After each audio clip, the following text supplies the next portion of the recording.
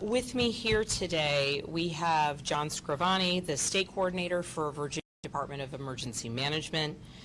We have Stephen Britch, the Commissioner of the Department of Transportation, Jeffrey Katz, the Superintendent of Virginia State Police, and Brigadier General Todd Hubbard with the Virginia National Guard. We also have Secretary of Public Safety and Homeland Security, Stanley Metter, and Secretary of Transportation, Nick Donahue. We are here today because Virginia is expecting a large winter storm that is predicted to impact the entire Commonwealth. I have just signed an emergency declaration due to the impending large winter storm. The declaration will allow state agencies to be prepared for impacts all across the Commonwealth. We are expecting large amounts of snowfall, freezing rain, and sleet. And we also expect Virginia will experience dangerously low temperatures, power outages, and unpredictable road conditions. Virginia agencies across the Commonwealth are currently preparing for this large-scale storm. The Virginia Department of Transportation is prepared for this multi-day storm response. They have begun with pre-treating and will have resources pre-positioned across the state so they can clear snow, address ice conditions, clear disabled vehicles, and obstructed roadways. Virginia Department of Transportation will prioritize our interstate and primary roads, and if the storm comes in as predicted, it will take time for roads to be cleared and passable. So I am asking all Virginians to spend this time getting prepared for this incoming storm. I'm asking all Virginians to stay off the roads as of Saturday night, all day Sunday, through Monday morning. This will allow not only for the safety and security of our neighbors, but it will allow for faster clearing of roads and ensure greater safety during what we expect will be the most dangerous times. The Virginia National Guard will be mobilizing their troops to be ready to assist in debris clearance and emergency response coordination with state and local agencies. And before we take your questions, I'm going to turn it over to John Scrivani, the State Coordinator of the Virginia Department of Emergency Management. Thank you, Governor. Emergency Operations Center. As the Governor mentioned, this is going to be a significant and dangerous storm.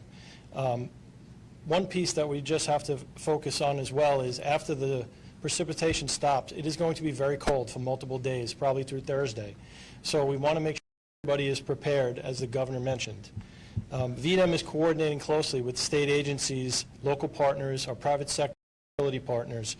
That goes across VDOT, Department of Health, the Department of Energy, Department of Education, as well as our utility partners.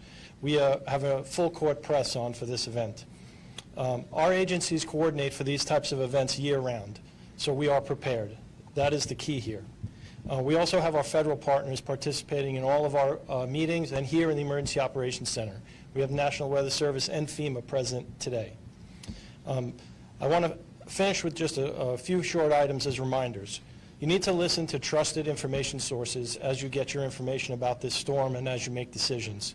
Please do not follow anything that isn't trusted. Listen to your local elected officials, your local government.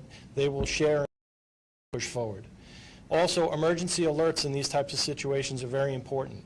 If your phone is not active or accepting wireless emergency alerts, please do that now. We may need to send those at some point. The last thing I will hit is on that preparedness. Please check your neighbors, especially those that are elderly or have special needs. Preparedness is key. This is going to be a Commonwealth-wide event. All the people of the Commonwealth need to be paying attention to this. And if you will be coming and traveling through the Commonwealth this weekend, please check the road conditions before you try to come through on the weekend. Thank you very much, Governor. I'll pass it back to you. And now we're prepared to take questions, and I might direct them to some of the leadership behind me, depending upon the question.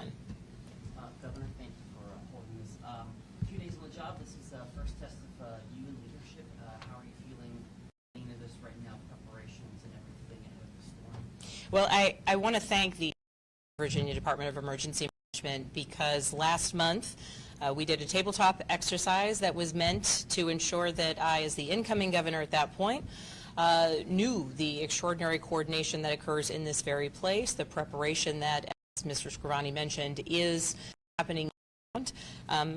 And interestingly, the tabletop exercise that we went through prepared for a large-scale winter storm with snow, sleet, and freezing rain conditions. So we have gone through this sort of practice exercise, not anticipating that certainly the first week we'd be facing this, but I have full confidence in the leadership of the folks here behind me, and importantly, the people who are doing the work across our Commonwealth, coordinating across state agencies out on the roads, and ensuring the safety of our neighbors and the as quick as possible return to passability on the roads and easier movement once we get through the storm. Thank you. Governor, you have a lot of new cabinet members, you've got new agency heads about what they're doing within their agencies to whether it's improve communication or just start those lines of communication. Obviously, some folks have only been in the job for 4 or 5 days. Yeah, well, and I'll speak to this and then I will turn it over if anyone wants to add. Certainly, we've got some folks who are new to a particular job title, but not new to the job of, be it transportation. Certainly, Secretary Donahue spent an extraordinary amount of time in leadership within the Virginia transportation. And so while the title's new, the experience of contending with winter storms and the impact on our roads is not new. Certainly Secretary Metter, new to the title, but not new to a large-scale emergency response. Superintendent Katz in his role, certainly new to this title, but not new to the impact across our roadways that large-scale storms need for local, state, real true coordination in order to ensure the security of the first responders out there trying to clear roadways, trying to get power lines back up when they fall, and also in trying to ensure the safety of motorists who may become stranded. Would anyone want to add to that? Hey, Governor, I was going to ask regarding the transportation issue. I know it's early on, but can you talk about how soon the roads might be treated, or cleared rather, especially the main roadways? I know we're in those really cold temperatures where some of the pre-treating might not be as effective. And then additionally, I know we're a year removed from the water crisis in Richmond. I'm sure a lot of people are concerned about that. Anything you can talk about the communications with the city on that? So I'll speak briefly and then turn it over to Commissioner Britch if he'd like to add any additional points. The important piece here is that looking at the weather reports as we are seeing what's anticipated, the mix of snowfall, the mix of freezing rain, sleet, and then low temperatures make this a difficult storm to respond to and will elongate the amount of time it will take to clear roads. Virginia Department of Transportation is prioritizing the clearing of our interstates and those primary roads to ensure the ability to hospitals to ensure sort of basic function. But it will be a number of days before people will begin to see neighborhood roads cleared and a return to what we would consider a normal ability to travel across our Commonwealth. But the work that's being done now, whether it is through pretreatment or movement of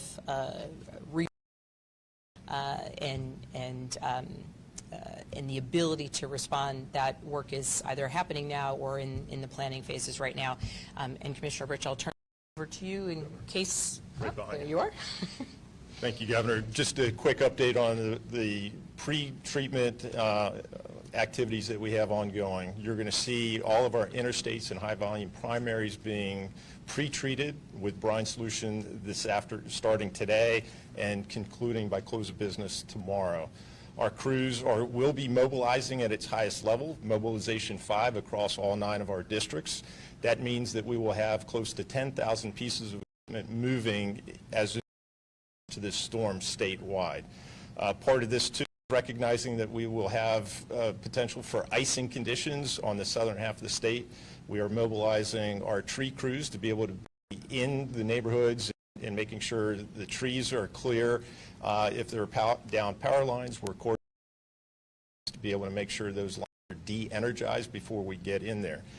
As the governor has indicated, that this is a significant Commonwealth storm, probably the first time that we've seen close to, in Northern Virginia and Northern Shenandoah Valley, anywhere between 18 to 23 inches, at least forecast. It will take time for us to clear the roads. The governor's indicated that our first priority is our interstate system, as well as high-volume primary roads to our area hospitals and whatnot. Our second tier is going to be our lower volume primary roads, then our secondary roads, and then neighborhood roads. It is possible that some localities or some subdivisions will not see a VDOT snowplow for anywhere up to 24 to 48 hours after the snow is concluded. So this is a very significant storm for us. We're constantly monitoring the snowfall rates, and that will depend on how fast we can get into the subdivision streets. So as the governor said, now's the time to be able to prepare, recognize that it will take some time to be able to get into the neighborhood streets based upon this level of snowfall, but it's something that we will continue to monitor and share resources as needed. Thank you.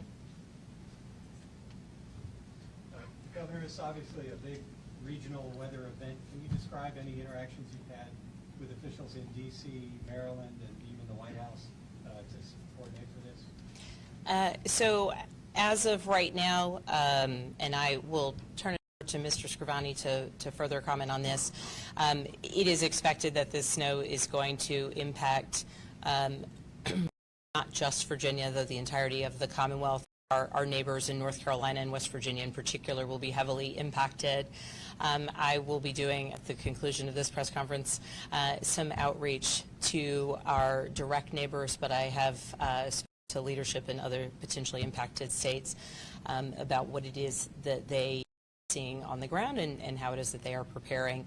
Certainly, we have some individuals here with us today from the National Weather Service and from FEMA.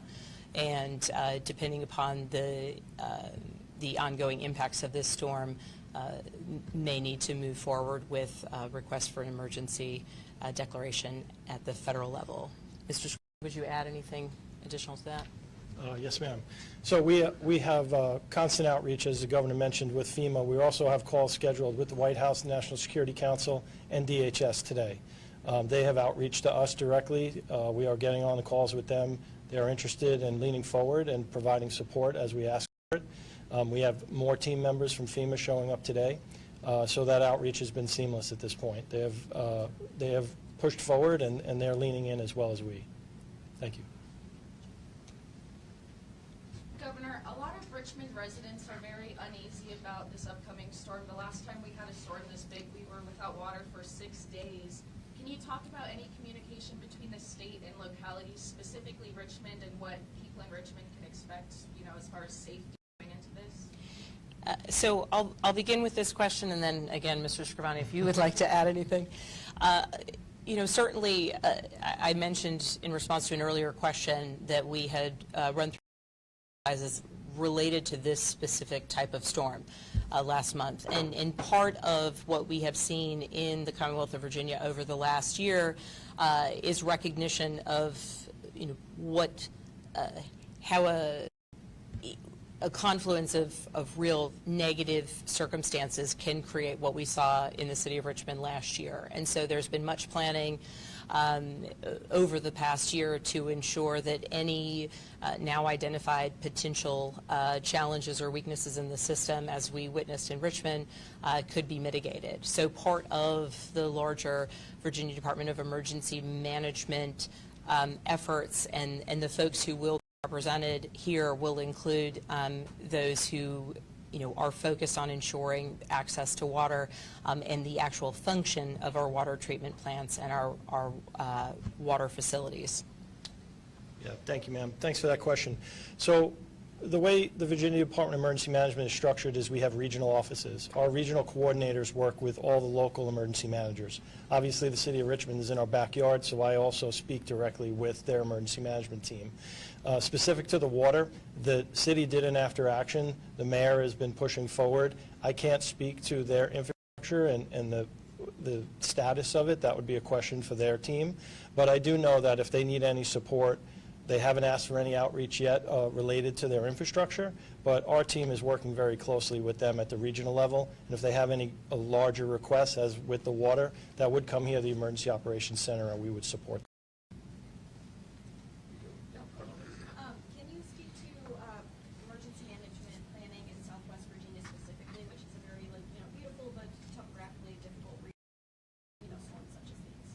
Yeah, well, and certainly, and I'll again turn it over to Mr. Scrivani, but also Commissioner Britch might have some specific comments related to particular challenges on roadways. Virginia Department of Transportation is planning to identify certain hotspot locations where there are traditionally large issues with vehicles on roadways, particularly with these difficult conditions, recognizing the terrain in Southwest has its own particular challenge is one concern. And then from a regional perspective, I'll defer to Mr. Scrivani to speak specifically about the planning within that region. To take the question with regard to Southwest Virginia and its transportation system, and Southwest Virginia is not, they are not immune from typical snowstorms throughout the year. In fact, they receive typically about anywhere between snow. The forecast for Southwest Virginia in this very similar to a regular mobilization. We will, as the governor said, we are pre-treating the roadways. We are pre-staging equipment, contractors to be able to remove commercial heavy vehicles out of the traffic stream if they do get stuck. We have tractors and motor graders that if we do need to clear larger amounts of snow, we're prepared to do so. And on the regional coordination, similar to what I said about the city of Richmond, we have our regional offices in Southwest Virginia. They all work with their local emergency managers and the local town officials. We also have a large activation of the National Guard coming, and we're going to stage them throughout the state just for unknowns, as well as the state police has a footprint across the entire state. A lot of other state agencies that are going to help and lean into this. That's the reason why we activate this room is as unique challenges come up, here's where we try to solve them. We try to solve them at our regional center, and if they need additional support, we bring it here to the OC. Fortunately and unfortunately, we've seen a lot of events in Southwest Virginia in the last few years. The team is very familiar with where our areas are that have the most challenges, and we work very closely. And we have good relationships with their team. So if it's a power outage and they need to open a warming center, they have those pre-identified. We can support them if they have any needs, and we're prepared to do that. Governor, I have a question about ICE, but a different kind. Are you concerned that Virginia may be the next state on the list of federal immigration enforcement operations, and what do you intend to do?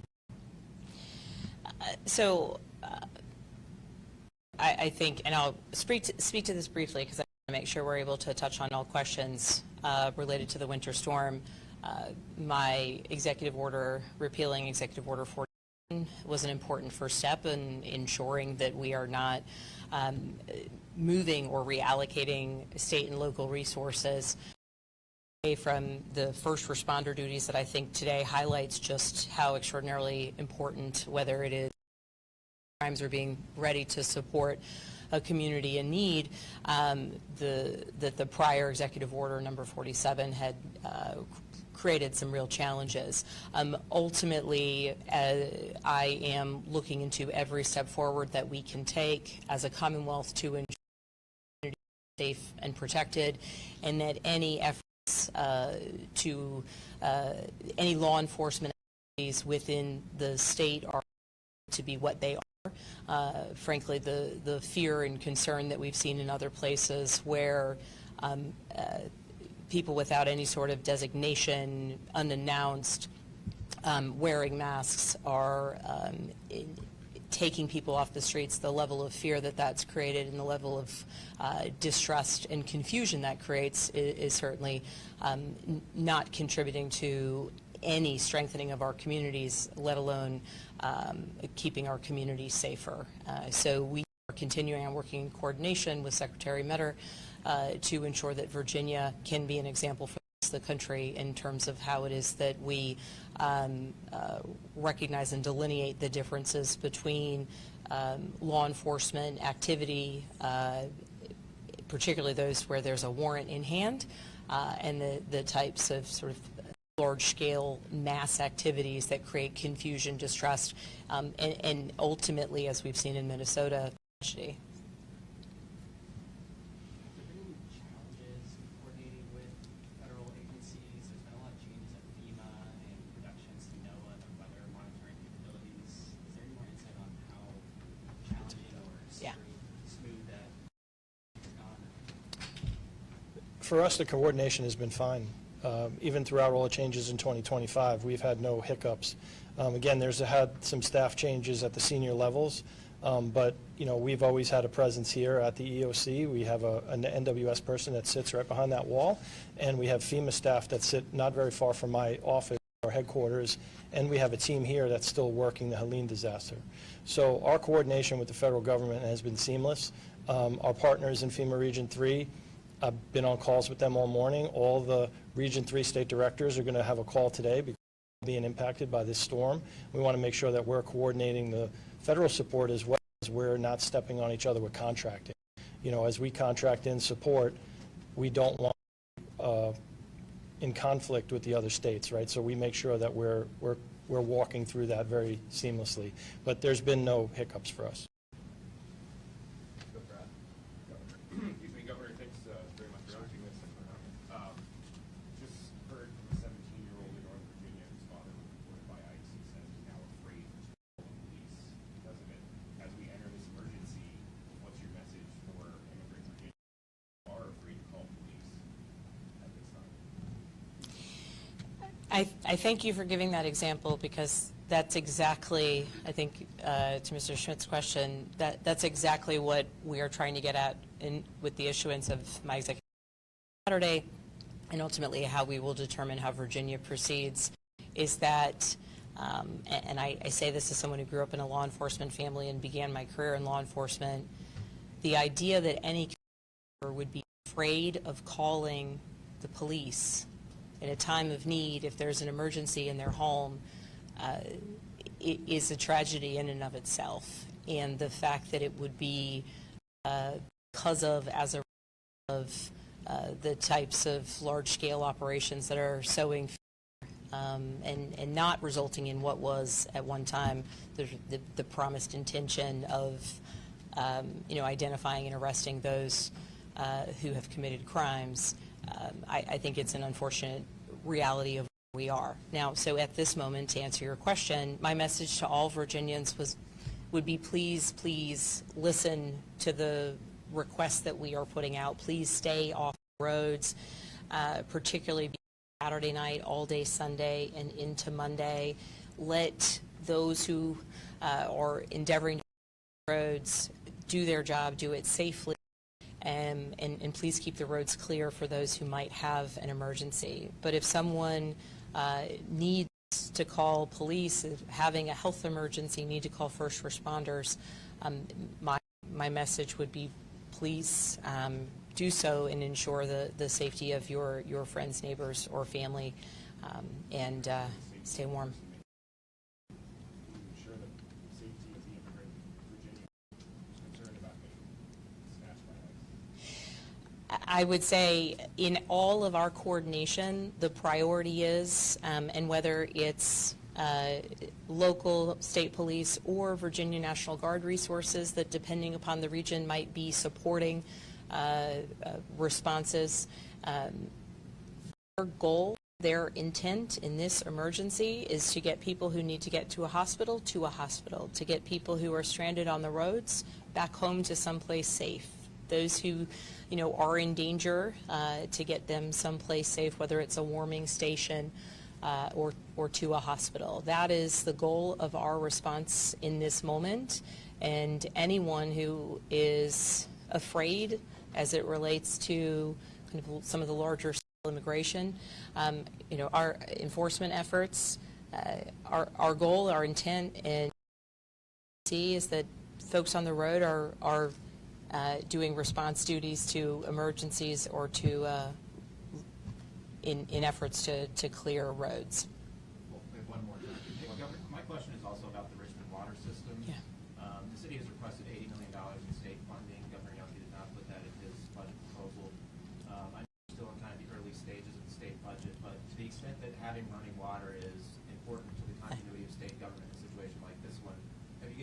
thoughts whether the state should be kicking in money to make the Richmond water system as strong as it can be? So I have looked at and reviewed a variety of the proposals coming through. Certainly, I'm aware of efforts both specific to Richmond or in the greater Henrico, Richmond region, and the bills and versions of them that have been drafted. I'm aware that it wasn't, the $80 million was not in the budget that was put forth by the governor, and I've been in communication with regional or local leaders about how we should move beginning now to ensure aging water systems are indeed functional. Thank you so much, everybody.